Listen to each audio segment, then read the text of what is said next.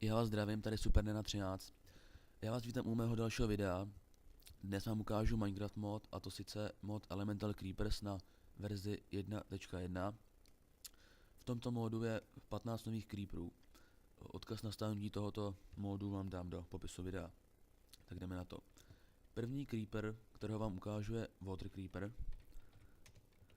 který po vybouchnutí z něho vyteče voda. Tady to vidíte.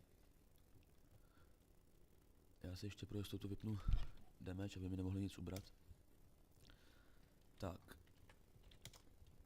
Další creeper je Fire Creeper. Po vybouchnutí tohoto creepera se zhruba do okolí 15 kostiček dostane takto oheň. Já to však uhasím.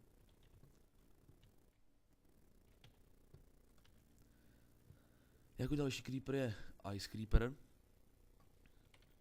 který logicky po vybouchnutí do svého okolí vypustí sníh. Uvidíte sami. Tady to vidíte. Po Ice Creeperovi následuje Electric Creeper. Po vybouchnutí tohoto creepera do vás uhodí blesk. Vidíte, mě uhodil. Další je Psychic Creeper.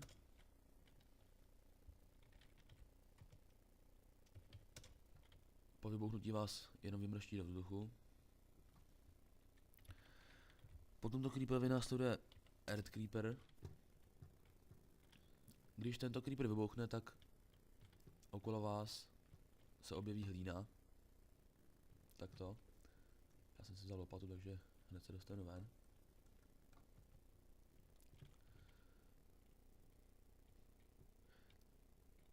Po tomto creeperovi následuje Magma Creeper.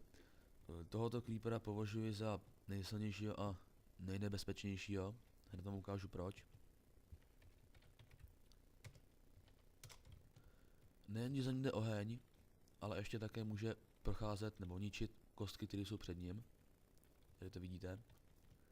Zničí dokonce i bedrock, to jsem se sám přesvědčil. A ještě po vybouchnutí tohoto creepera na vás vyteče láva.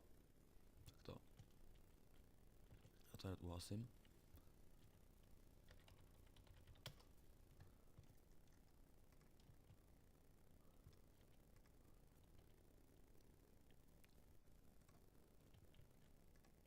Tak.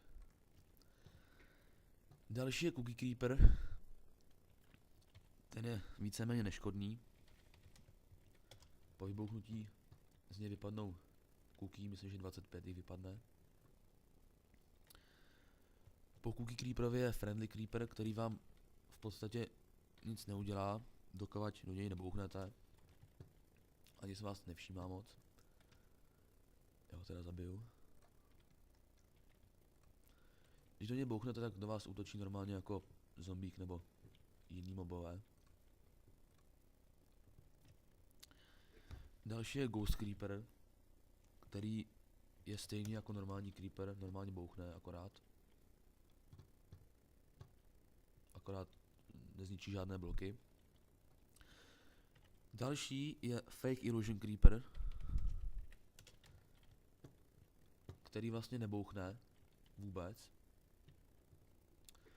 Po tomto creeperovi je Illusion Creeper. A z tohoto creepera se stane 5 různých creeperů a vždycky jeden z nich jenom bouchne, ostatní jenom zmizí. Tak. Další je Dark Creeper.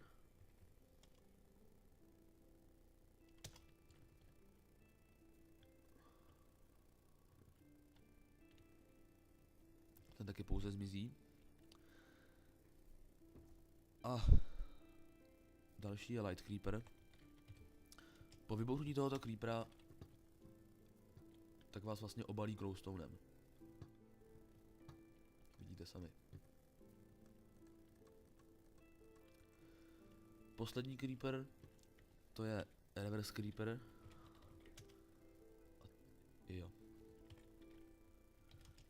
A ten vás nejenže obalí hlínou a stonem, ale ještě také pod vás udělá díru.